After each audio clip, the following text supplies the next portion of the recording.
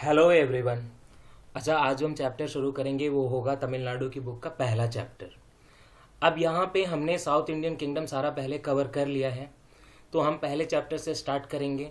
आगे जाके हम मगधन एम्पायर में जाएंगे, फिर हर्षवर्धना में जाएंगे और पूरा हमारा नॉर्थ इंडियन किंगडम कवर हो जाएगा, जो भी नर्मदा रिवर के ऊपर था।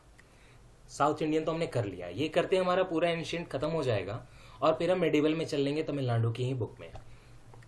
अच्छा, यहाँ पे एक क्वेश्चन ये आया है कुछ लोगों का कि मतलब सोर्सेज क्या होने चाहिए, तो मैं सोर्सेज भी बताऊंगा और तरीका भी बताऊंगा। ठीक है, सोर्सेज तो ये होने चाहिए कि आपको जो है सबसे पहले जो बुक पढ़नी है हिस्ट्री के लिए, यूपीएससी के लिए, इधर you can start from Tamil Nadu वाली ये जो 11th क्लास की बुक जो मैं कवर कर रहा हूँ। अदरवाइज ये इधर और वाला है, राइट। अगर आप तमिलनाडु की एंशियंट वाली और मिडिवल वाली जो बुक मेरे साथ आप कर रहे हैं 11th क्लास की, तो आपको ओल्ड एनसीईआरटी करने की जरूरत नहीं है। लेकिन अगर आप ये तमिलनाडु वाली बुक नहीं कर रहे हैं तो आपको ओल्ड एनसीईआरटी करने की जरूरत है। नेक्स्ट क्वेश्चन कौन सा करना चाहिए? देखिए, कोचिंग वाले जहाँ पे मतलब अधिकतर जो स्टूडेंट्स हैं ना वो ओल्ड एनसीईआरटी ही पढ़ते हैं, क्योंकि जनरली लोग कोचिंग ज्वाइन करते हैं, कोचिंग के लोग थोड़े आउटडेटेड है, पुराने हैं, वो ओल्ड एनसीईआरटी रेफर करने को बोलते हैं। It's fine, I know old NCERT में बहुत कुछ है, बहुत नॉलेज है, लेकिन चीज़ें अब चेंज हो चुकी हैं, रेजिम चेंज हो चुका है। जेएनयू के फैकल्टी जब डिसाइड नहीं करते बहुत कुछ, तो आप आराम से तमिलनाडु पढ़िए, कोई दिक्कत नहीं है, छोटी सी बुक है।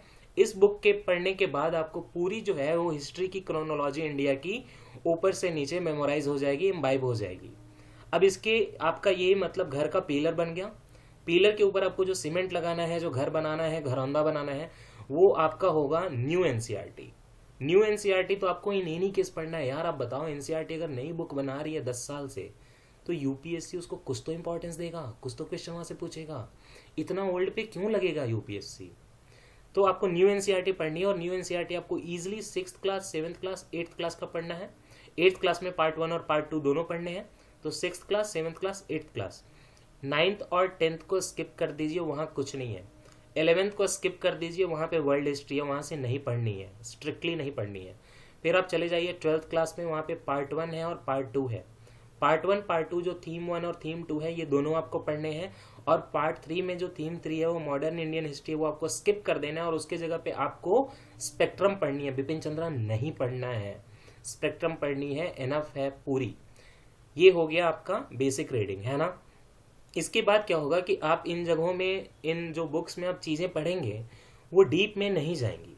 तो आपको डीप में जाने के लिए आर्ट एंड कल्चर का पोर्शन पढ़ना होता है यूपीएससी के लिए। Only book required is Nitin Singhania. Nitin Singhania आपको पढ़नी है, कवर टू कवर नहीं पढ़नी है, पार्टिकुलर चैप्टर्स पढ़ने हैं, मैं बाद में वो बता दूंगा आराम से। लेकिन नितिन सिंघानिया पढ़नी है, क्योंकि आर्ट एंड कल्चर के क्वेश्चन कभी कभी टफ होते हैं, फिर 1-2 नंबर से प्रीलिम्स छूट जाएगा तो आप परेशान हो जाएंगे। और यही हिस्ट्री में तो आप बाकी लोगों से डिफ्रेंशिएट कर सकते हैं ना, क्योंकि हिस्ट्री के ही क्वेश्चन जो आते हैं वो टफ आते हैं। पॉलिटी तो वही लक्ष्मीकांत से आएगा, रट्टा लगा लो चले जाओ। यहाँ पे रट्टा थोड़ा मुश्किल होता है, नितिन सिंघानिया कोई पढ़ता नहीं, ऊपर से लोग प्रिंटेड वाला लेके आ जाते हैं 100 पेज वाला, तो वो इनफ नहीं है। इसके अलावा आर्ट एंड कल्चर में एक स्मॉल रीडिंग आपको देनी पड़ेगी फाइन आर्ट की, एनसीईआरटी की, क्योंकि वहाँ जो चीज़ें हैं वो बहुत डिटेल में दी हुई हैं, जो भी दी हुई हैं कम दी हुई हैं लेकिन डिटेल में दी हुई हैं। और वो बुक जो है वो 6-7 घंटे का है, उसको आगे वीडियो में कवर कर लेंगे। आप जब मस्त वीडियो चला लेना प्लेलिस्ट में और कवर कर लेना। सॉरी, ये हो गया। इसके अलावा अगर कुछ कमी रह जाए, कुछ फील हो, तो कृपया सीसीआरटी की वेबसाइट पे जाइए और कभी कभी थोड़ा बहुत उसको ब्राउज कर लीजिए। तो ये आपकी बुक लिस्ट बन गई। जब आप वर्ल्ड हिस्ट्री करेंगे मेंस के लिए, तो आपको वो करना है विजन आईएएस का, थोड़ा सा बल्कि है बट कंप्लीट है, जो भी है क्वेश्चन कम आते हैं एक्चुअली वर्ल्ड हिस्ट्री के, तो आपको कहीं टॉपर के नोट्स मिल जाए तो वो कर लीजिए। अदरवाइज एक रीडिंग आप विजन आईएएस की लगा लीजिए, उसके बाद शॉर्ट नोट्स टॉपर वगैरह के पढ़ लीजिए। विजन आईएएस का पीडीएफ ऑनलाइन अवेलेबल है। तो हम आज पढ़ेंगे पहला चैप्टर कि इंडिया में जो ज्योग्राफिकल फीचर्स है वो इंडिया की हिस्ट्री कैसे डिटरमाइन करते हैं। चैप्टर का नाम है India geographical features and there impact on history. तो अच्छा, एक और बात कि आप ये ना सब्सक्राइब कर लीजिए, ताकि आपको नोटिफिकेशन आते रहेंगे जब मैं वीडियो अपलोड करूंगा ऑफ टाइम में 3 बजे रात को वगैरह कभी भी, तो आपको एक नोटिफिकेशन आ जाएगा। तो ये आप सब्सक्राइब तो कर लीजिए, बाकी लाइक डिसलाइक आपकी मर्जी है, डिसलाइक तो मत ही करिएगा, अच्छा नहीं लगता, बट न्यूट्रल रह सकते हैं, कोई दिक्कत नहीं, बट आप बस सब्सक्राइब कर लीजिए। अच्छा फाइन, तो इंडिया ज्योग्राफिकल फीचर्स में इसमें क्या देखेंगे, इम्पैक्ट क्या आया हिस्ट्री पे ज्योग्राफिकल फीचर्स का। पहले से थोड़ा ज्योग्राफिकल फीचर्स इंडिया का देख लेंगे। ज्योग्राफी का पार्ट है, बताने का मन नहीं करता क्योंकि आपको ऑलरेडी ये सब चीज़ें पता है, बहुत बेसिक है, बट फिर भी रिवाइज कर लेंगे। हिमालयन माउंटेन्स को देखेंगे और उनका इम्पैक्ट देखेंगे हिस्ट्री पे क्या है। गैंजेटिक प्लेन्स को देखेंगे और उनकी हिस्ट्री में रोल देखेंगे, फिर साउदर्न पेनिनसुला चले जाएंगे और डेक्कन वगैरह साउथ इंडियन हिस्ट्री के बारे में, और उसके बाद इंडिया का एक यूनिटी इन डाइवर्सिटी जो है वो भी थोड़ा डिस्कस कर लेंगे। तो सबसे पहले ज्योग्राफिकल फीचर्स के लिए एक बार इंडिया का मैप देख लेते हैं, रिवाइज कर लेते हैं। ये रहा इंडिया का मैप। यहाँ पे जो है हिमालय है और यहाँ पे ऊपर जो है पामीर माउंटेन्स हैं। पामीर माउंटेन्स से हिमालय का माना जाता है कि उदय हुआ है, और इस साइड में अफगानिस्तान के साइड में हिंदू कुश माउंटेन भी वहीं से निकले हैं। Hindu Kush mountain Afghanistan Pakistan side, Kirthar mountain और सुलेमान माउंटेन्स पाकिस्तान साइड, ये सारे माने जाते हैं कि इधर हिमालय से निकले हैं पामीर नोट से, और इधर पामीर नोट से ही ट्रांस हिमालयज हैं, और ये पूरा यहाँ तक हिमालय जो है पामीर नोट से निकला है। तो ये हो गया इधर का वेस्टर्न हिमालय, ये हो गया ईस्टर्न हिमालय। लेकिन प्रॉब्लम क्या है, जो वेस्टर्न हिमालय का जो एरिया है ये बहुत ही ऊंचा है, ह्यूमन पास के लिए पॉसिबल नहीं है, बहुत डिफिकल्टी होती है। तो हमारे अटैक इधर से नहीं हुए, ठीक है, इधर से भी नहीं हुए, नेपाल साइड से। तिब्बत का प्लेटो है ना बहुत ऊंचा है, तो कौन ही आएगा वहां से, बहुत डिफिकल्ट था। अच्छा, यहाँ पे तो हिमालय छोटी हो जाती है, लेकिन प्रॉब्लम क्या है कि घने जंगल है, बहुत घने जंगल है, तो इधर से भी अटैक नहीं हुआ, तो ये एरिया पूरा सिक्योर हो गया। इधर तो नेवी का था हमारा, सारे चोल वगैरह का, इधर से भी सिक्योर हो गया। बट ये जो पाकिस्तान अफगानिस्तान का एरिया है, Hindu Kush mountain, Kirthar mountain, Sulaiman mountain, Swat valley, यहाँ पे ना छोटे छोटे पासेस बने हुए हैं। तो वहां से ये सारे पार्थियंस, साकास, बैक्ट्रियंस, अलेक्जेंडर, डेरियस सब जो थे वो इधर से ही आते थे। मुगल हो गए, सल्तनत वाले हो गए, सब यहाँ से क्रॉस करके पासेस से आएंगे, इंडिया पे अटैक करेंगे। ये डेक्कन प्लेटू रहा, ये इंडो गैंजेटिक प्लेन है, ये इंडस का प्लेन है, और इंद्रस सतलज का जो भी प्लेन है। ये थोड़ा सा हाईलैंड है, सेंट्रल हाईलैंड, यहाँ पे नर्मदा और ताप्ती फ्लो करती है। ये इंडिया का कोंकण कोस्ट है गोवा तक, और गोवा के नीचे जो है ये मालाबार कोस्ट या कैनरा कोस्ट बोला जाता है। ये कोरोमंडल कोस्ट हो गया, और ये माउथ ऑफ गंगेज है, ये ईस्टर्न घाट है, ये वेस्टर्न घाट है, क्या ही बता रहा हूँ। तो सबसे पहले it is generally said that history has two eyes, एक तो क्रोनोलॉजी होती है, एक ज्योग्राफी होती है। क्रोनोलॉजी पे मैं बहुत फोकस कर रहा हूँ, बहुत ज़रूरी है, और टाइम के साथ ये चीज़ें चेंज होती हैं, और उसी के हिसाब से हिस्ट्री डिटरमाइन होती है। किस हिसाब से? टाइम और स्पेस के हिसाब से। बहुत अच्छा term. Okay, Indian subcontinent को हम एक वेल ज्योग्राफिकल मतलब वेल डिफाइंड ज्योग्राफिकल यूनिट मान सकते हैं। इसको Himalayan mountain, Indo Gangetic plain और साउदर्न पेनिनसुला में आप डिवाइड कर दीजिए। इसमें जनरली अभी 5 कंट्री हैं, अभी presently, not generally.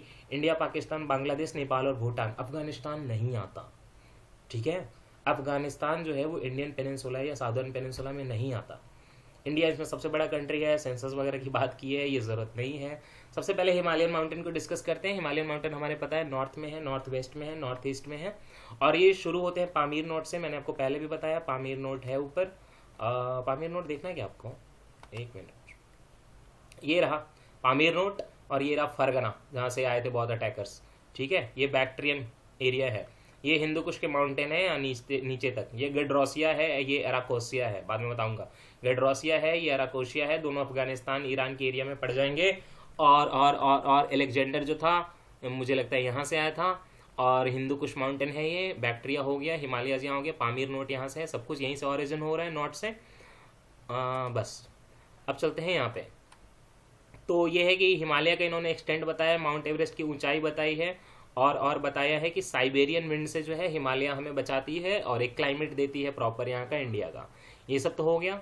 Himalaya reason जो है विंटर में इनहॉस्पिटेबल है, ये सब क्यों बताया पता नहीं। तो it was considered for a long time that Himalaya stood as a natural barrier to protect us against invasion. But क्या है कि नॉर्थ वेस्ट के माउंटेन में हिमालय के कुछ पासेज है, खैबर पास, बोलन पास, कुर्रम पास, गोमल पास। खैबर पास, बोलन पास, कुर्रम पास, गोमल पास, ठीक है। ये इंडिया और सेंट्रल एशिया के बीच में पड़ते हैं। इन पासेज से होके कौन आए थे? हिंदू कुश, सॉरी, ये पासेज किस माउंटेन में है? हिंदू कुश माउंटेन में, सुलेमान माउंटेन में और किरथर रेंजेस में, ठीक है। हिंदू कुश, सुलेमान और किरथर रेंजेस में कौन से पासेज हैं? खैबर, बोलन, कुर्रम, गोमल, ठीक है। इसके थ्रू जो थे इन्वेडर्स आए थे इंडिया में, उन्होंने हमें अटैक किया और आके इंडो गैंजेटिक प्लेन और इंडस प्लेन इन सब पे कब्जा किया। तो कौन कौन आया था? इंडो आर्यंस आए थे, इंडो ग्रीक्स आए थे, पार्थियंस आए थे, साकाज आए थे, कुशानाज आए थे, हूनाज आए थे, टर्क्स आए थे, इतने लोग आए, सब तो इधर से यहाँ है। स्वात वैली जो है उधर ही है, हिंदू कुश माउंटेन के पास में, वो एक इंपॉर्टेंट रूट बनाता है। स्वात वैली में आपको सब दिखाऊंगा, ठीक है। ये सारे जो पासेज है, ये सारा जो माउंटेन है, मैं थोड़ा मतलब डिटेल में ही डिस्कस करूंगा तो करूंगा। अलेक्जेंडर तो मैसेडोनिया का, वो स्वात वैली के थ्रू आया था। अलेक्जेंडर कहाँ से आया था? स्वात वैली को क्रॉस करके आया था। इसके अलावा इन्वेडर्स आएंगे तो मर्चेंट्स नहीं आएंगे क्या, ट्रेडर्स नहीं आएंगे क्या, सिल्क रूट भी यहीं चलता था, ठीक है। ओके, तो सेंट्रल एशिया और इंडिया के बीच में ये पासेज जो है वो काम करते थे। अच्छा, तो चलिए पासेज देखते हैं ना पहले।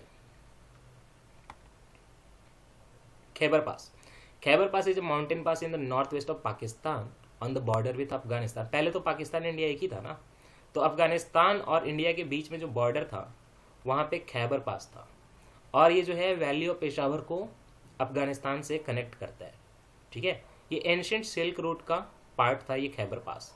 यहाँ पे देख रहे हो आप, ये एरिया यहाँ पे पड़ेगा खैबर पास, सिल्क रूट का पार्ट हो गया ना, यहाँ पे पड़ेगा तो खैबर पास, फाइन।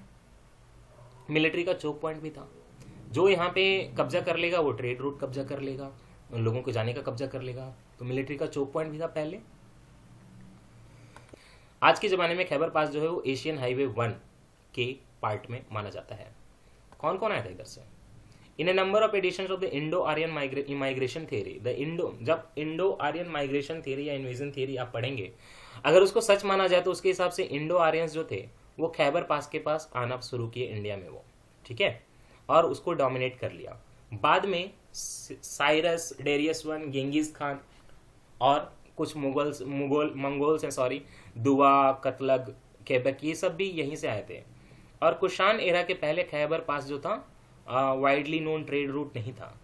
खैबर पास जो है वो क्रिटिकल पार्ट है सिल्क रूट का, संघाई से कनेक्टेड है और उधर स्पेन से कनेक्टेड है, बहुत लंबा रूट है। The Parthian and Roman Empire जो थे, पार्थियन और रोमन एम्पायर, ये इसको एक्सेस करने के लिए लड़ाई कर रहे थे क्योंकि इस पे सिल्क, जेड, ये सब चीज़ों का ट्रेड होता था। उसके अलावा जो through the Khyber pass Gandhara region तो अब जो था अभी जो पाकिस्तान में है वो एक इम्पॉर्टेंट रीजनल ट्रेड सेंटर बन गया तक्षशिला के पास।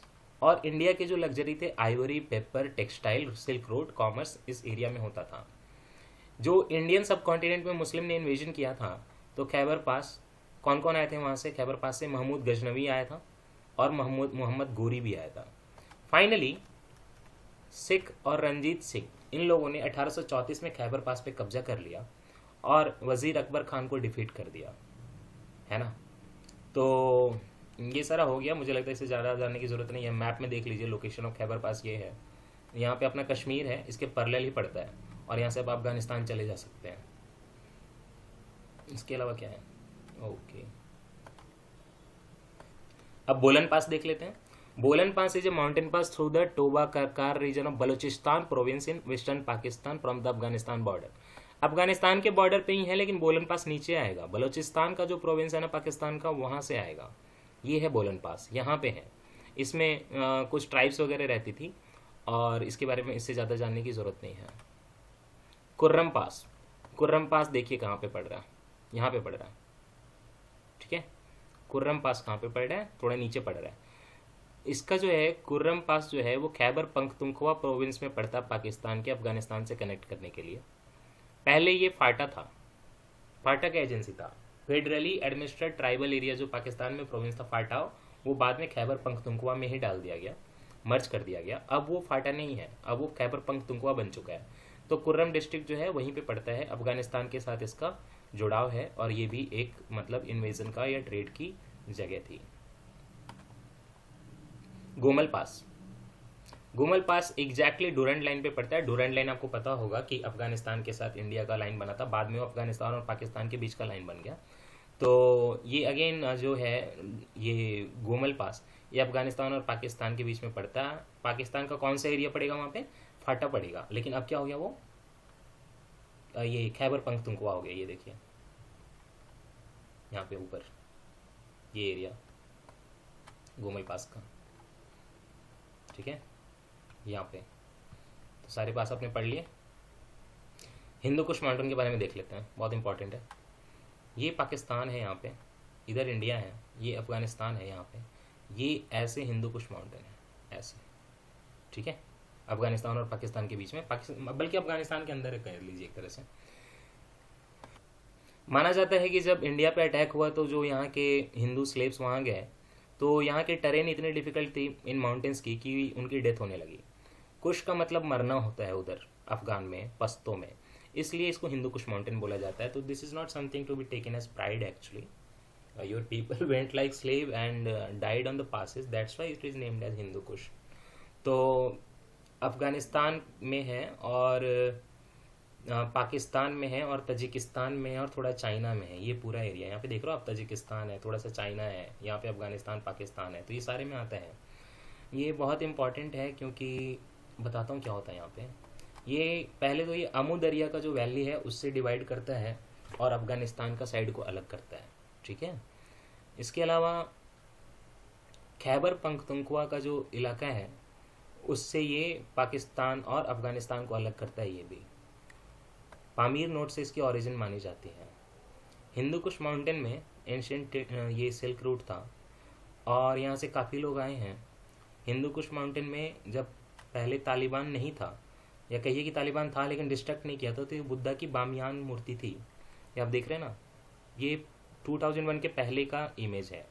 तो ये 2 बामियान मूर्ति थी इसी माउंटेन में. 2001 में इसको तालिबान ने डायनामाइट से उड़ा दिया है ना. तो पहली इमेज है 1896 की, दूसरी इमेज है 2001 की. तो बड़ा इंपॉर्टेंट है. आपको कोई पूछे कि बामियान बुद्धा इमेजेस कहाँ थी, तो ये हिंदू कुश माउंटेन में थी अफ़गानिस्तान में. तालिबान ने इनको ख़त्म कर दिया. और यहाँ पे बहुत कुछ है, मेडिवल एरिया में क्या हुआ, एंशियंट में क्या हुआ, मॉडर्न में क्या हुआ, लेकिन मुझे लगता है कि ये सारा कुछ बाकी आगे हिस्ट्री में कवर होगा, तो हम उसको आगे कवर कर लेंगे. या आप यहाँ पे करना चाहते हैं, थोड़ा सा डिफ़िकल्ट पड़ेगा, चलिए कर लेते हैं. एंशियंट हिस्ट्री में हिंदू कुश माउंटेन में क्या हुआ कि सबसे पहले हम हिंदू कुश माउंटेन का जो रिकॉर्ड मिलता है हमें वो पर्शिया के डारियस वन से मिलता है. अलेक्जेंडर द ग्रेट जो था वो इंडियन सब कॉन्टिनेंट आया था हिंदू कुश माउंटेन से होके, फिर स्वात वैली गया था और बैक्ट्रिया से मूव करके अफगान वैली और स्वात वैली से होके वो इंडिया आया था इंडस वैली में. इस बीच में उसने कई टाउन्स बसाए थे इस एरिया में. फिर बाद में क्या हुआ, जब अलेक्जेंडर द ग्रेट की डेथ हो गई 323 BC में, तो ये जो पूरा रीजन था वो सेल्यूसिड एम्पायर के अंदर आ गया है ना. और 1st सेंचुरी BC तक ऐसा था. उसके बाद ये मौर्यन एम्पायर में आ गया मौर्यन एम्पायर में कब आया, 305 BC में. तो पहले ये अलेक्जेंडर के अंदर था, बाद में सेल्यूसिड एम्पायर के अंदर आ गया और बाद में 305 BC में मौर्यन एम्पायर के अंदर आ गया था हिंदू कुश माउंटेन. बाद में ये कुशान एम्पायर के अंदर आ गया. कॉमन एरा जब शुरू हो गया था, मतलब क्रिश्चियन एरा, तो ये कुशान एम्पायर के अंदर आ गया. फिर मेडिवल एरा की बात करते हैं तो मेडिवल एरा में यहाँ पे कई पोलिथिस्टिक ये रिलीजन थी. जोरो एस्ट्रियनिज्म चल रहा था, ये सब देख रहे हैं ना, नेस्टोरियन क्रिश्चियनिटी थी, ये सब यहाँ पे फल फूल रहे थे. बाद में क्या होता है कि ये सबुतकिन ने इसको कनकर कर लिया जयपाल से लेके. पेशावर के वेस्ट का उसने पूरा पार्ट ले लिया था सबुतकिन ने जयपाल से, तो उसमें हिंदू कुश माउंटेन भी चला गया था. तो फिर बाद में क्या हुआ कि मोहम्मद अब गजनी तो था, वो 998 AD में गजनक में, मतलब अफगानिस्तान का राजा बना और साउथ ऑफ काबुल और हिंदू कुश रेंज पूरा उसने ले लिया. और वहाँ से उसने कई मिलिट्री कैंपेन किए हिंदू कुश माउंटेन के दोनों साइड, मतलब कि अगर वो ईस्टर्न साइड आएगा तो इंडिया साइड आएगा है ना. और अफगानिस्तान को उसने अपना बेस बनाया और जहाँ जाता था वहाँ जीत के आता था. एक बात तो ये हो गई. फिर होता है कि अल बरूनी जब आया था तो वो भी इधर से होकर आया था और मोहम्मद गजनी के टाइम पे था अल बरूनी, तो उसने भी इसके बारे में लिखा है. अल बरूनी से भी आप हिंदू कुश माउंटेन और ये मोहम्मद गजनी का एरा रिलेट कर दीजिए, काम आएगा. बाद में इब्न बतूता जो आया था वो दिल्ली सल्तनत के टाइम पे आया था, जिसने रिहला लिखी थी, वो भी जो है इसी हिंदू कुश माउंटेन से होके इंडिया आया था. यहाँ पे स्लेवरी होती थी क्योंकि यहाँ से हमारे यहाँ से स्लेव्स जो जाते थे हिंदू कुश माउंटेन से होके जाते, तो ये स्लेवरी का ट्रेड रूट था. मॉडर्न एरा में क्या होता है कि ये एरिया जो था वो सिख एम्पायर राजा रंजीत सिंह के अंदर आ जाता है और वो हिंदू कुश तक कब्जा कर लेते हैं. तो इस टाइम पे जो है इस पे काफ़ी दूसरे रिलीजन के लोग थे इस्लाम के अलावा, तो 1896 तक. तो इस पूरे एरिया को चूँकि इस्लाम के अलावा बाकी रिलीजन के सारे थे तो मिला जुला के कफिरिस्तान बोल देते थे. और बाद में अफ़गान जो रूलर था अब्दुल रहमान खान, उसने लार्ज स्केल पे ये पूरे कफिरिस्तान की कन्वर्शन करा दी. ठीक है. और अफ़गानिस्तान के एरिया में ले लिया अब्दुल रहमान खान ने. उसके बाद हिंदू कुश जो है वो उसने बैरियर की तरह काम किया ब्रिटिश एम्पायर के लिए, क्योंकि वहाँ से पास करना ऑब्वियसली डिफिकल्ट था और ये लोग तो इधर स्ट्रांग थे ही, तो बैरियर की तरह काम किया. फिर मॉडर्न एरा में क्या होता है कि कोल्ड वार के दौरान यूएस जो है मुजाहिदून को बढ़ावा देता है सोवियत के खिलाफ, और उस तरह से तालिबान पैदा होता है. तालिबान भी हिंदू कुश माउंटेन को अपना बेस बनाता है टेररिज्म के लिए. बाद में 2001 पे जब अमेरिका अटैक करता है खुद ही तालिबान पे, तो ये सारे जो लोग हैं ये हिंदू कुश माउंटेन में घुस जाते हैं और पाकिस्तान और अफगानिस्तान के बीच में ये लोग ट्रांसमाइग्रेट होते रहते हैं इधर उधर। आज भी जो लड़ाई है वो यहाँ पे चल रही है ऑलरेडी। अलकायदा जो है, तालिबान जो है इस एरिया में घुसा हुआ है इन पहाड़ों में, और अमेरिका के मतलब अमेरिका से मुकाबला कर रहा है वहाँ से। बुद्धा जब बामियान यही था। ये 2001 के पहले की फ़ोटो है जब तोड़ा गया। तो ठीक है, फिर मैंने आपको 2-3 माउंटेन और बताई थी। सुलेमान माउंटेन्स, सुलेमान माउंटेन्स जो हैं are the southern extension of Hindu Kush mountain का ही साउदर्न एक्सटेंशन है। कंधार अफगानिस्तान रीजन में आता है, और थोड़ा नॉर्दर्न बलूचिस्तान रीजन में भी आता है, थोड़ा सा खैबर पख्तूनख्वा में भी आता है, पंजाब पाकिस्तान में। तो सुलेमान माउंटेन यहाँ पड़ेंगी अफगानिस्तान और पाकिस्तान के बीच, थोड़ा सा बलूचिस्तान में आएगा, थोड़ा सा इधर आएगा ऊपर खैबर पख्तूनख्वा में। ये है सुलेमान रेंज। फिर है ये किरथर रेंज, किरथर माउंटेन्स हैं ये। Kirthar mountains are a mountain range located in Pakistani province Balochistan and Sindh. तो लोअर पोर्शन बलूचिस्तान और सिंध के पार्ट में किरथर माउंटेन्स हैं।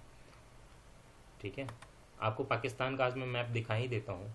इंडिया का ये पार्ट हो गया, यहाँ पे गुजरात है, यहाँ पे राजस्थान है, ये एरिया में जो पाकिस्तान का प्रोविंस है साइड में उसको सिंध बोलते हैं, सिंध का कैपिटल कराची है। इसके बगल में है बलूचिस्तान, बलूचिस्तान का जो बलोच एरिया है वो ईरान में भी है, थोड़ा अफगानिस्तान में भी है, और पाकिस्तान में ये सबसे बड़ा प्रोविंस है। इसका कैपिटल है क्वेटा, क्वेटा अफगानिस्तान की बॉर्डर पे। फिर ये इधर हमारे एरिया से जो जुड़ता है पंजाब से, तो ऑब्वियसली वो पंजाब होगा, तो ये पंजाब हो गया। पंजाब का कैपिटल है लाहौर, सबको पता है, और यहाँ पे इस्लामाबाद है। ठीक है, सेंट्रल टेरिटरी है जैसे हमारी न्यू दिल्ली है। और उसके जो है ये वेस्ट में यही पार्ट जो है खैबर पख्तूनख्वा है, जिसके अंदर पहले फाटा आता था, फेडरली एडमिनिस्ट्रेटेड ट्राइबल एरियाज। इसका कैपिटल जो है पेशावर है। यहाँ पे तक्षशिला वगैरह की बात बाद में होगी, और भी बहुत कुछ होगा, मॉडर्न हिस्ट्री में भी है, गांधी जी के टाइम पे बहुत कुछ होता है यहाँ पे। ये गिलगित बल्तिस्तान है जो उन्होंने हमारे कश्मीर से ले लिया, और हमारे कश्मीर से जो उन्होंने ऑक्यूपाई किया है उसको उन्होंने 2 पार्ट में बांट दिया। ऊपर वाले पार्ट को गिलगित बल्तिस्तान बनाया, जहाँ से यहाँ पे कराकोरम हाईवे बनता है, और नीचे वाले पार्ट को जो पतला सा हमारा लिया है इन्होंने कश्मीर का पार्ट, वो आज़ाद कश्मीर बोलते हैं उसको, और हम लोग उसको पाकिस्तान ऑक्यूपाइड कश्मीर बोलते हैं। ये ऊपर तजिकिस्तान है। ठीक है, यहाँ से अफगानिस्तान है, अफगानिस्तान का एक पतला सा जो स्ट्रिप आ रहा है यहाँ पे। तो चूंकि गिलगित बल्तिस्तान को इंडिया अपना पार्ट मानता है, तो अगर कोई पूछे कि इंडिया की बॉर्डर अफगानिस्तान से मैच करती है कि नहीं, तो ऑफिशियल आंसर ये होगा कि हाँ मैच करती है। ठीक है, प्रैक्टिकली मैच नहीं करती, बट चूंकि गिलगित बल्तिस्तान हमारा पार्ट है, इंडिया का इंटीग्रल पार्ट है, तो हम इसको बोलेंगे कि अफगानिस्तान की बॉर्डर जो है इंडिया से यहाँ मिलती है। ऊपर तजिकिस्तान है, तजिकिस्तान से नहीं मिलती है। इधर तुर्कमेनिस्तान वगैरह है, ये पूरा आप समझ गए area. Afghanistan is a landlocked country. यहाँ पे हमने पोर्ट बनाया है चाबहार, और यहाँ से हमारा ट्रेड जो है ये यहाँ आएगा। अफगानिस्तान में ट्रेड हमारा फलेगा फूलेगा, और समथिंग रिंग हाईवे और कुछ ऐसा है, तो आप देख लीजिएगा बाद में, मुझे याद नहीं आ रहा। फिर हमने स्वात वैली डिस्कस किया था कि जहाँ से अलेक्जेंडर द ग्रेट आया था। तो स्वात वैली कहाँ है? खैबर पख्तूनख्वा में ही पड़ता है। ये जो वैली है वो नेचुरल ब्यूटी है, बहुत कुछ ज़्यादा ही सुंदर है, और गांधार किंगडम जो था यहीं पे था पहले, और स्वात वैली ये रही पाकिस्तान में, खैबर पख्तूनख्वा में पड़ेगी, बॉर्डर पे नहीं है, थोड़ा अंदर है। तो Alexander of Macedonia came to India through this route, मतलब स्वात वैली और हिंदू कुश के रूट। इसके अलावा मिशनरीज, मर्चेंट और ट्रेड, इन्वेडिंग आर्मी सारे ये रूट से आती थी। नॉर्थ वेस्ट माउंटेन समझ गए आप किस तरह से इंडिया में फैसिलिटेट करते हैं इन्वेजन को? इस तरह से करते हैं क्योंकि उनमें पासेस हैं। नॉर्थ में हमारे कश्मीर के कराकोरम रेंज है जो कि हाईएस्ट पीक है ना, सेकेंड हाईएस्ट पीक है वर्ल्ड का। तो ऑब्वियसली उधर से भी मतलब इन्वेजन बहुत कम होता है, स्नो कवर्ड माउंटेन्स हैं। ऐसे तो कराकोरम हाईवे पाकिस्तान की साइड से सेंट्रल एशिया से कनेक्टेड है, लेकिन उस टाइम पे यहाँ पे बहुत कम्युनिकेशन नहीं था, बाद में होगा कम्युनिकेशन, वो भी देखेंगे। वैली ऑफ कश्मीर जो है हर तरह से सराउंडेड है, तो इसलिए यहाँ पे जो है कल्चर और इनका जो था भी सब कुछ, कल्चर और आर्ट वगैरह यहाँ पे काफ़ी हद तक कंजर्व्ड है, लैंग्वेज वगैरह। ओके, अब यहाँ पे हम ये देखेंगे कि ईस्टर्न हिमालय जो असम तक है, लेकिन चूंकि यहाँ पे पाटकोई, नागाई, लुशाई रेंज की पहाड़ियाँ भी हैं और बहुत सारे फॉरेस्ट भी हैं, इसलिए हमारे साइड में ईस्टर्न हिमालय की साइड से इन्वेजन नहीं हुआ है। ठीक है, फिर इंडो गैंजेटिक प्लेन पे आ जाइए। यहाँ पे यूपीएससी का एक मेंस का भी क्वेश्चन सॉल्व होगा कि इंडो गैंजेटिक प्लेन में पहले तो ढेर सारे रिवर हैं, उसमें से जो 3 इंपॉर्टेंट रिवर हैं, गंगा, इंडस और ब्रह्मपुत्रा, ये इंपॉर्टेंट है। ये बहुत फर्टाइल लैंड था, ठीक है, बहुत फर्टाइल लैंड था और प्रोडक्टिव था, क्योंकि इसकी जो है सॉइल वो एलुवियल है और नदियाँ फ्लो करती हैं। इसके अलावा जब इंडस देखेंगे तो इंडस के कुछ हम ट्रिब्यूटरी देखेंगे। इंडस की ट्रिब्यूटरी को ऐसे याद रखा जाता है IJCRS। एक तो इंडस खुद हो गई, उसके अलावा झेलम, रवि, चेनाब, IGCRS है ना, एक मिनट। ये देखिए, ये मैप आ गया इंडस वैली का, अरे सॉरी इंडस का। तो IGCRS, एक तो सबसे पहले इंडस होगी, ठीक है, हमारे यहाँ से निकलती है बाहर से, तिब्बतन साइड से, और इधर होके इंडस काट के हमें कश्मीर में काटते हुए इधर चली जाती हैं। जे फॉर झेलम, ठीक है। सी, झेलम कश्मीर से निकलेगी, फिर चेनाब आ जाएगा, सी ये हिमाचल प्रदेश से आएगा, रावी, रावी भी हिमाचल प्रदेश से आएगा, और सतलज, सतलज जो है ये भी तिब्बत साइड से आएगी, और इधर से हमारे को रोहतांग पास से होकर सतलज आती है। IGCRS में 5 रिवर हो गए, तो इसीलिए हम इस एरिया को पंजाब बोलते हैं। अब मतलब तो होता है ना, पानी होता है, नदियाँ होती हैं, तो 5 हो गई, तो पंजाब हो गया। इसके अलावा जो ब्यास है, ब्यास वो सतलज में मिल जाती है इंडिया के ही साइड में। तो जब सतलज में मिल गई और सतलज बाद में इंडस में मिली, पंजनाद में या पाकिस्तान में पड़ता है, तो इसलिए हम सतलज मतलब ये ब्यास को ना इंडस का डायरेक्ट ट्रिब्यूटरी नहीं बोलते, इनडायरेक्ट है। ये यहाँ पे हरिके डैम में मिल जाती है सतलज में, ब्यास वो भी हिमाचल प्रदेश से निकलती है। तो आपने ये इसकी सारी ट्रिब्यूटरी देख ली इंडस की मेन वाली, तो पंजाब क्यों बोलते हैं ये भी आ गया। और Sindh is situated at the lower valley of Indus, वो तो आपने मैप में भी देख लिया है कि सिंध कहाँ पे सिचुएटेड है, कैपिटल क्या है उसका। इंडस प्लेन जो है वो फर्टाइल प्लेन है। इसके अलावा थार डेजर्ट और अरावली की बातें करें तो हमारे वेस्टर्न साइड में है, और इंडो गैंजेटिक प्लेन को डिवाइड करते हैं, है ना। यहाँ पे माउंट आबू सबसे ऊंचा है, और यमुना जो है फ्लो करके इलाहाबाद में गंगा से मिलती है, तो यमुना और गंगा के बीच, चूँकि ये 2 रिवर हैं, तो उस बीच का फर्टाइल लैंड को दोआब बोलते हैं, गंगा यमुना दोआब, और इसकी कुछ ट्रिब्यूटरी के नाम दिए, इंपॉर्टेंट नहीं है ये सब, बहुत फनी भी है थोड़ा। अच्छा, गंगा प्लेन जो है बाद में ईस्टर्न साइड में ब्रह्मपुत्र से मिल जाती है, और ब्रह्मपुत्र जो है हिमालय के बियॉन्ड, मतलब हिमालय से आती है और तिब्बतन साइड से, और फिर वो उधर अरुणाचल प्रदेश से होकर इंडिया में आ जाती है, और वो भी फर्टाइल सॉइल बनाती है। इंडो गैंजेटिक प्लेन में बहुत अर्बन सेंटर डेवलप हुए थे, particularly on the banks of the river and confluence of the reverse. Allahabad हो गया, पटना हो गया, पटना में जो है गंगा और सोन मिलते हैं, तो उस संगम पे मगधन एम्पायर वगैरह डेवलप हुआ था। इसके अलावा वैदिक कल्चर जो था, सॉरी पहले हड़प्पन कल्चर की बात करते हैं, तो हड़प्पन कल्चर पूरी इंडस वैली सिविलाइजेशन थी, आपको पता होगा इंडस वैली के किनारे हुई है। फिर आता है वैदिक कल्चर, वैदिक कल्चर जो है वो वेस्टर्न गैंजेटिक प्लेन में डेवलप हुआ था, याद रखिए ईस्टर्न गैंजेटिक प्लेन में नहीं था वैदिक कल्चर, वेस्टर्न गैंजेटिक प्लेन में था। बाद में बनारस, इलाहाबाद, आगरा, दिल्ली, पाटलिपुत्रा जो है, ये सब इंपॉर्टेंट सिटी जो है गंगा के प्लेन में डेवलप हुए हैं। पाटलिपुत्र सोन और गंगा के संगम पे है। और बाद में क्या हुआ, पाटलिपुत्र किस किस का कैपिटल बना, मौर्यस का, सुंगस का, गुप्तस का, और कई बाकी भी कई किंगडम्स का, लेकिन मौर्य, सुंगस, गुप्तस तो हमें याद रखने हैं। इंडो गैंजेटिक प्लेन जो है उसके वेस्टर्न साइड में दिल्ली पड़ता है। यहाँ पे बहुत सारी लड़ाइयाँ हुई हैं, जैसे कुरुक्षेत्र की लड़ाई, तराई की लड़ाई, पानीपत की लड़ाई, और पानीपत की भी 1, 2, 3, ठीक है। तो इतनी लड़ाइयाँ यहाँ पे क्यों हुई, क्योंकि जो दिल्ली है, दिल्ली के ईस्ट पार्ट में आपका ये गंगा का प्लेन आ जाएगा, और वो बहुत फर्टाइल लैंड है, बहुत समृद्धि का लैंड था। तो इस लैंड पे कब्जा करने के लिए अगर आपको ब्रॉड आंसर देना है कि ये पानीपत में इतनी लड़ाइयाँ क्यों हुई, तो आपको ये बताना पड़ेगा कि पानीपत जीतने के बाद ही आपको ये गैंजेटिक प्लेन में कब्जा करने को मिलता, और वहाँ पे बहुत फसलें उगाई जाती थी, बहुत समृद्धि थी, लूटने का मौका था। तो इस लूट को लेने के लिए पानीपत में लड़ाई हुई। और माइक्रो लेवल पे कुछ लोग आपको ये बताएंगे क्योंकि पानीपत में जो लैंड है ना वो समतल है, प्लेन है, तो वो लड़ाई के लिए बहुत उपयोगी था। आप दोनों आंसर लिख दीजिए, अच्छा रहेगा। तो फॉरेन इन्वेडर्स जो थे वो इस फर्टिलिटी, इस पानी वगैरह से काफ़ी अट्रैक्टेड थे, खास करके अफगानिस्तान वगैरह में बारिश तो कहाँ ही होती है, तो काफ़ी अट्रैक्टेड थे। खेती वगैरह यहाँ पे हो रही है, फसल लेके जाएंगे, खूब खाएंगे पिएंगे, लूट के लेके जाएंगे। तो गंगा यमुना दोआब जो था वो most coveted and contested area था। ओके, इन रिवर्स का जो था उस टाइम पे यूज़ ये भी था कि ट्रेड और कमर्स के लिए वहाँ पे नावें भी चलाई जाती थी, और अंग्रेज़ों के आने तक ये मतलब काम चलता रहा। ईस्ट इंडिया कंपनी ने भी नाव चलाए, बोट वगैरह चलाए रिवर्स पे, ये अपने इलाहाबाद से लेके वो कोलकाता तक गंगा और यमुना मिला के, मतलब गंगा पे ही कराएंगे। अब साउदर्न पेनिनसुला की बात करते हैं, जो हमारा जो नर्मदा और ताप्ती रिवर के नीचे का मध्य प्रदेश को डिवाइड करती हुई जो नर्मदा और ताप्ती रिवर जो है वो ईस्ट से वेस्ट फ्लो करती है, उसके नीचे का जो पार्ट है वो डेक्कन पेनिनसुला या साउदर्न पेनिनसुला है। यहाँ का जो रॉक है वो वोल्केनिक रॉक है, ठीक है, तो थोड़ा सॉफ्ट होता है, तो इस कारण इसमें इन रॉक्स में कई सारे मतलब पासेस बनाए गए, और कई मोनास्ट्रीज बनाई गई, कई चैत्य बनाए गए, कई विहार बनाए गए, ठीक है। डेक्कन प्लेटो जो है वो ईस्ट में तो ईस्टर्न घाट से ढका हुआ है और वेस्ट में वेस्टर्न घाट से। कोरोमंडल कोस्ट हमारे ईस्टर्न साइड में पड़ता है, और जो बे ऑफ बंगाल के साइड में ईस्टर्न साइड में कोरोमंडल कोस्ट पड़ता है, और जो अरेबियन सी के अराउंड पड़ता है वेस्टर्न घाट के अराउंड, उसको बोलते हैं गोवा तक आप चले जाओ महाराष्ट्र से तो उसको बोलेंगे कोंकण, और उसके नीचे आप चले जाओगे केरला कर्नाटक तो उसको बोलेंगे कैनरा, और वही मालाबार कोस्ट भी है।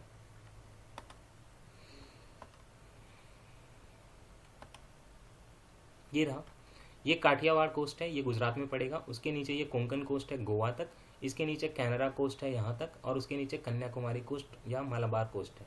ये कोरोमंडल कोस्ट है, ये आंध्रा कोस्ट है। ठीक है, तो चूंकि बीच में ये विंध्यास माउंटेन पड़ रहे हैं मध्य प्रदेश में, सतपुड़ा माउंटेन पड़ रहे हैं, और नर्मदा और ताप्ती बड़ी बड़ी रिवर पड़ रही है, ऊंचाई है, पहाड़ हैं, जंगल हैं, इसलिए जनरली नॉर्थ इंडियन किंगडम जो थे वो साउथ इंडियन किंगडम को ज़्यादा अफेक्ट नहीं कर पाए। इसीलिए तमिल, तेलुगु, मलयालम, कन्नड़ जो है वो अपना अलग कल्चर डेवलप करता है। और जनरली आप अंग्रेजों के टाइम पे भी देखेंगे, सल्तनत के भी टाइम पे देखेंगे, बहुत साउथ में इनका इम्पैक्ट नहीं था, वो कल्चर काफ़ी हद तक सिक्योर रह गया है। इनमें भी कुछ पासेज इनकी बात करते हैं। आप केरला में चले जाओ, केरला और तमिलनाडु के बीच में ये पालघाट पास पड़ता है। इसके अलावा जो है पहले वेस्टर्न घाट के कुछ पास देख लेते हैं। यहाँ पे वेस्टर्न घाट के पास कुछ हैं, जुन्नार, कन्हेरी, कारले, जुन्नार, कन्हेरी, कारले, ये सब कुछ वेस्टर्न घाट के पासेज हैं। और वेस्टर्न घाट में ही नीचे थोड़ा मतलब केरला के पास जो है पालघाट पास है।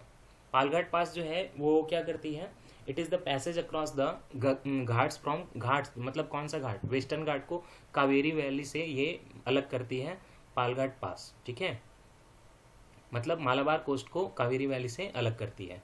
ये जो था रोमन एम्पायर के टाइम पे ट्रेड रूट था इंडिया के लिए, स्पाइसेस वगैरह का चूँकि ट्रेड करना है तो ये ले जाना है हमें पोर्ट पे, तो उसके लिए ये जो है पास यूज़ होता था, पालघाट पास। यहाँ पे वेस्टर्न घाट में सबसे जो ऊंचा पीक है साउदर्न पेनिनसुला में, सॉरी, वो अनाईमुडी है, उसके बाद डोडा बेट्टा है। ठीक है, वेस्टर्न घाट में। ईस्टर्न घाट उतने हाई नहीं है, छोटे छोटे हैं उनके पहाड़ियाँ, और तो काफ़ी कुछ समतल हो चुका है ऑलमोस्ट वहाँ पे। और ये इधर पोर्ट सिटीज़ हैं कुछ, अरिकामेडू, ये मैंने आपको पहले पढ़ाया हुआ है, पौंडीचेरी के पास में, ममलापुरम, महाबलीपुरम वही है, और कावेरी पट्टनम तो कावेरी में ही पड़ेगा, एकदम साउथ में। कावेरी का जहाँ मुँह है ना सी के पास, वो कावेरी पट्टनम है, ये सब कोरोमंडल कोस्ट में है। ठीक है, जो मेजर रिवर है साउदर्न पेनिनसुला की ऑलमोस्ट पैरेलल रन कर रही हैं। महानदी जो है वो ईस्टर्न एंड है पेनिनसुला का। नर्मदा और ताप्ती जो है वो अपर मोस्ट एंड है, वो ईस्ट टू वेस्ट फ्लो करती हैं, आपको पता है अच्छे से। गोदावरी, कृष्णा, तुंगभद्रा, कावेरी जो है वो वेस्ट टू ईस्ट फ्लो करती हैं। और जो रिवर्स जो हैं ये इस पूरे पेनिनसुला को, प्लेटू को थोड़ी फर्टाइल राइस प्रोड्यूसिंग सॉइल बना देती हैं, है ना। थ्रू आउट द हिस्ट्री ये हमने देखा था रायचूर दोआब, फिर से आ गया। कृष्णा और तुंगभद्रा के बीच में जो दोआब पड़ता है उसको रायचूर दोआब पढ़ते हैं, बोलते हैं। और ये through out the history bone of contention रहे मेजर किंगडम साउथ इंडियन वालों के। और इन नदियों से जो डेल्टा बना था उसके माउथ पे फेमस सातवाहना लोग वहाँ पे रूल कर रहे थे। और इस टाइम पे कई सारे क्रिश्चियन एरा में टाउन और फोर्ट्स यहाँ पे डेवलप हुए थे। कावेरी डेल्टा जो है वो एक डिस्टिंक्ट ज्योग्राफिकल जोन बनाता है फार साउथ में। यहाँ पे चोला किंगडम इस्टेब्लिश हुआ था, पढ़ चुके हैं आप। कावेरी बेसिन जो है वहाँ पे ट्रेडिशनल लैंग्वेज और कल्चर का काफ़ी अच्छा फ्लरिशिंग हुआ है एंशिएंट टाइम्स में। ठीक है, और साउदर्न पेनिनसुला का एक लंबा सा कोस्ट लाइन भी है, तो ये काफ़ी मैरीटाइम एक्टिविटी भी करते थे। आपको पता होगा कि बे ऑफ बंगाल को चोलाज एम्पायर का क्या बोलते थे, लेक बोलते थे, चोलाज लेक, है ना। तो इस एरिया से हम लोग जावा, सुमात्रा, बर्मा और कंबोडिया से भी कनेक्टेड थे। और ट्रेड के अलावा हम यहाँ से इंडियन आर्ट, रिलीजन और कल्चर को भी यहाँ से हमने स्प्रेड किया। पता है ना आपको, साउथ में हमने श्रीलंका पे कब्जा किया था, तो अपना तो कल्चर स्प्रेड किया ही है। तमिल वहाँ बोली भी जाती है एक खास एरिया में। अच्छा, ग्रेको रोमन कंट्री जो थे वो भी साउथ इंडिया के थ्रू हमारे इंडियन कॉन्टिनेंट से ट्रेड करते थे, मतलब मरीन के थ्रू, है ना, ये मतलब मैरीटाइम ट्रेड। बस सुन लेते हैं कि जो हमने वेस्टर्न घाट में पासेज वो हमने डिस्कस किए तो कहाँ पड़ता है। जुन्नार जो पास है, जुन्नार पास वो पुणे डिस्ट्रिक्ट के पास पड़ता है महाराष्ट्र में, और ये ऑलमोस्ट 1000 साल पुरानी जगह है, बहुत इंपॉर्टेंस था। अच्छा, शिवाजी का जो बर्थ प्लेस था शिवनेरी, वो जुन्नार के ही पास में पड़ता है। ठीक है, मराठा एम्पायर के जो शिवाजी थे उनका जो जन्म हुआ था शिवनेरी में हुआ था, वो जुन्नार पास के पड़ता है। और ये काफ़ी अच्छी टूरिज्म की जगह है। जुन्नार यहाँ पड़ेगा, अगर मैं आपको महाराष्ट्र के मैप में दिखाऊँ तो जुन्नार यहाँ पड़ेगा। ये पुणे का एरिया है, यहाँ पे जुन्नार पड़ता है। ये क्या था, चूँकि मतलब ये एरिया जो था पास था, तो यहाँ से काफ़ी ट्रेड वगैरह होता था। Junnar has been an important trading and political centre for the last 2 millennia, 2000 साल हो गया। The town is on the trade route that links the ports of the western India. Western India के जो ये सारे पोर्ट हैं उसको किससे लिंक करेगा, मतलब ईस्टर्न इंडिया के पोर्ट किसकी बात कर रहा है, कोंकण और डेक्कन के इंटीरियर को ये आपस में जोड़ेगा। The first mention of Junnar comes from the Greco Roman travellers जो आए थे, उन्होंने इसका मेंशन किया था फर्स्ट मिलेनियम में।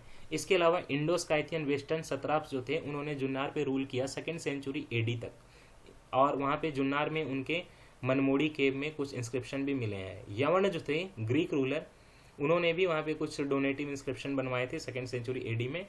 तो इतना इंपॉर्टेंट है जुन्नार, ठीक है। अब ननघाट भी देख लेते हैं। ननघाट जो है उसको हम लोग नाना घाट वगैरह भी बोलते हैं।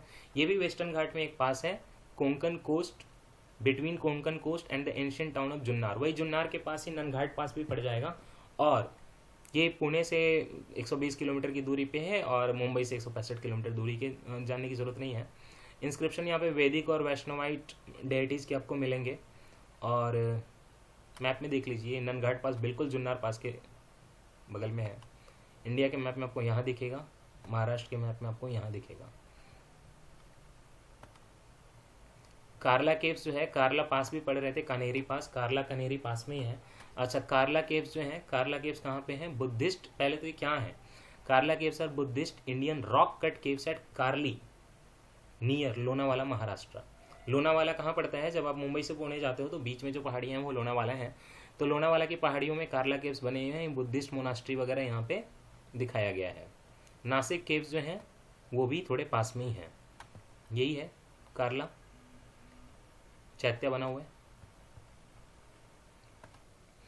अब ये कान्हेरी केव्स हैं। कान्हेरी केव्स की बात करें तो ये रॉक कट मॉन्यूमेंट्स हैं, इनको बसाल्ट में काट के बनाया गया है, और संजय गांधी नेशनल पार्क के पास ही हैं।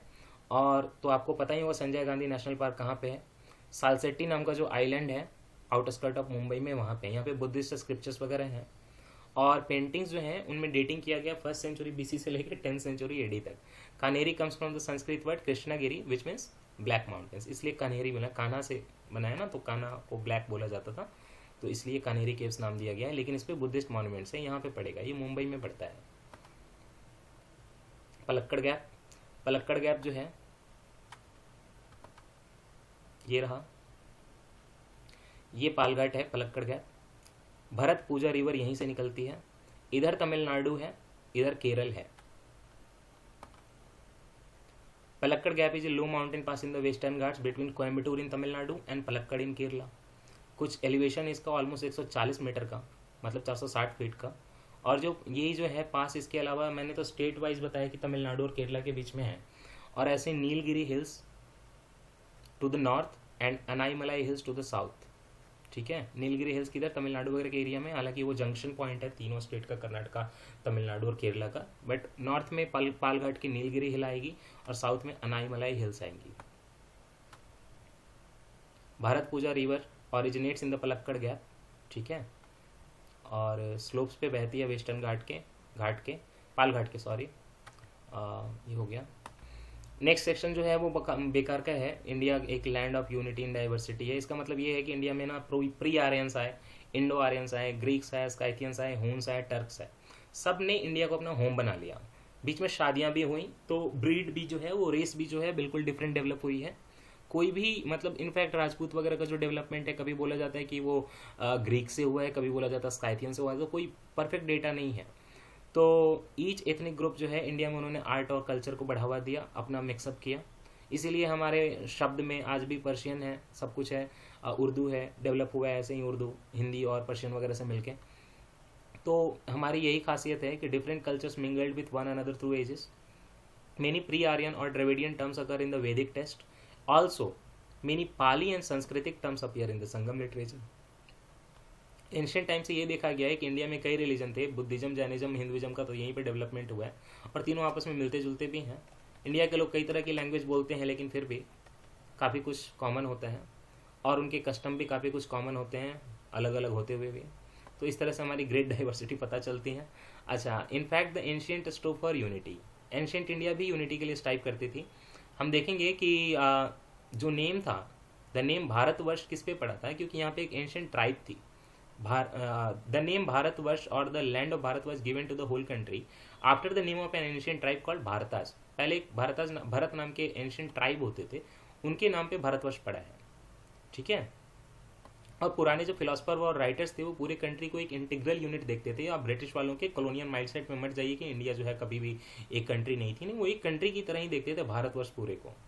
इस काइंड की जो यूनिटी थी मतलब पूरे कंट्री की, वो खास करके मौर्यन पीरियड और गुप्त एम्पायर में देखी गई।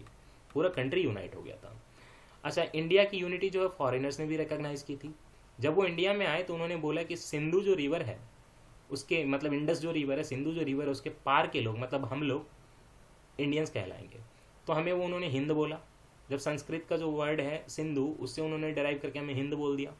और धीरे धीरे ग्रीक्स ने हमें इंडिया बोल दिया और पर्शियन एंड अरेबिक लैंग्वेज में हमें फिर से हिंद बोल दिया गया।